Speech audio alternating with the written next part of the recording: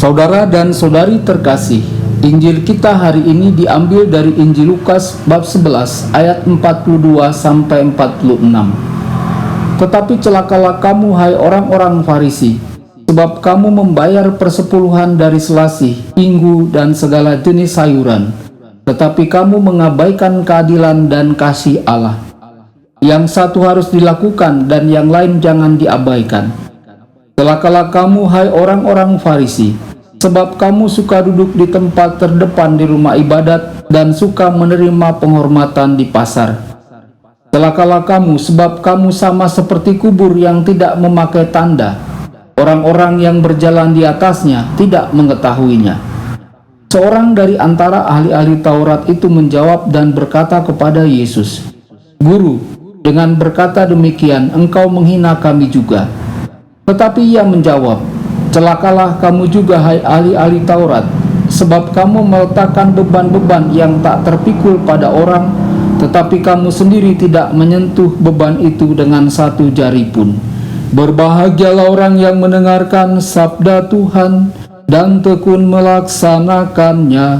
Sabdamu adalah jalan, kebenaran dan hidup kami."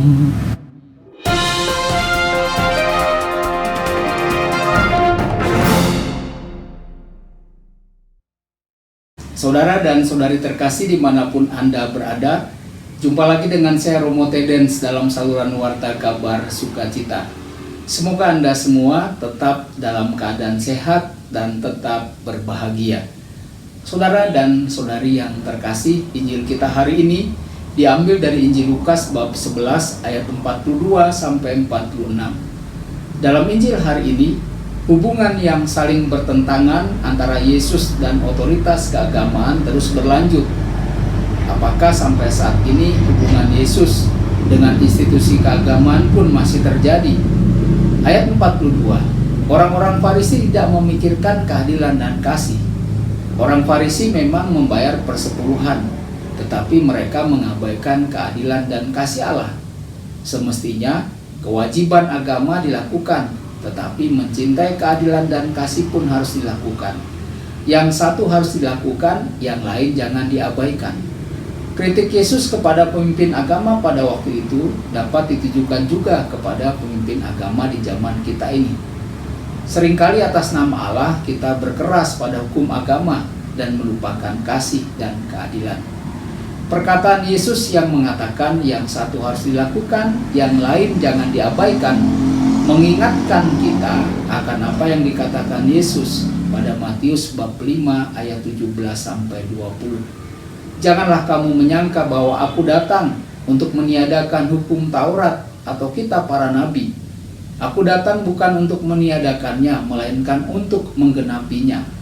Karena aku berkata kepadamu, sesungguhnya selama belum lenyap langit dan bumi ini, satu iota atau satu titik pun tidak akan ditiadakan dari hukum Taurat sebelum semuanya terjadi.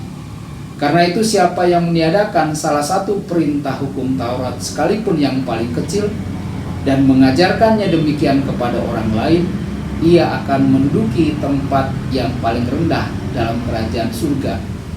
Tetapi siapa yang melakukan dan mengajarkan segala perintah hukum Taurat, ia akan menduduki tempat yang paling tinggi dalam kerajaan surga.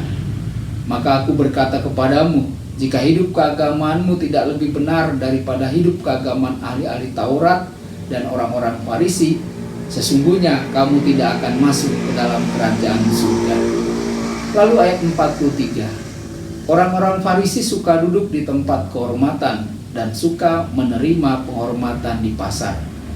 Yesus mengajak para muridnya untuk melihat perilaku munafik beberapa orang Farisi.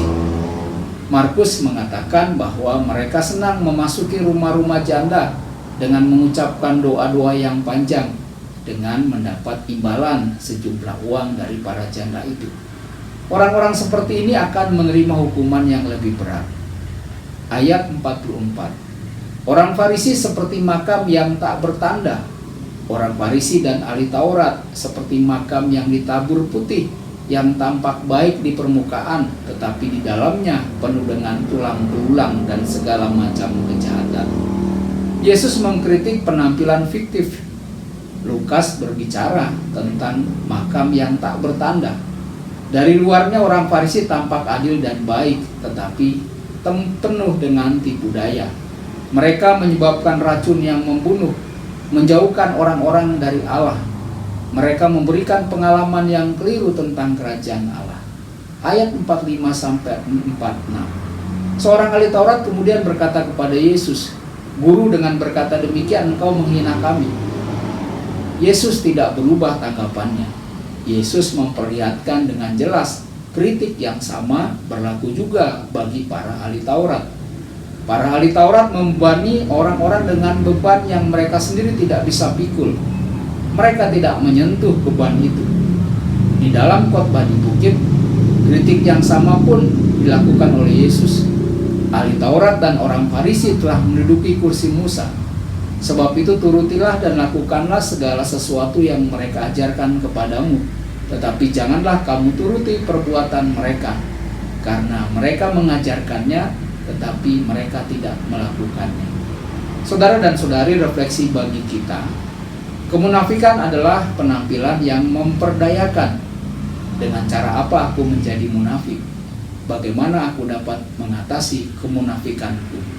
Tuhan memberkati Anda semua.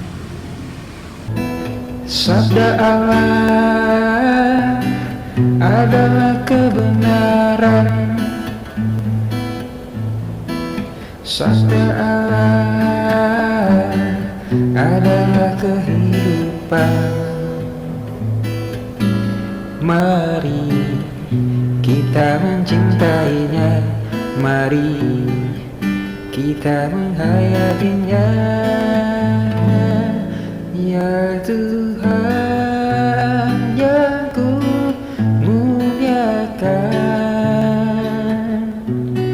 sabdamu angkat resahku.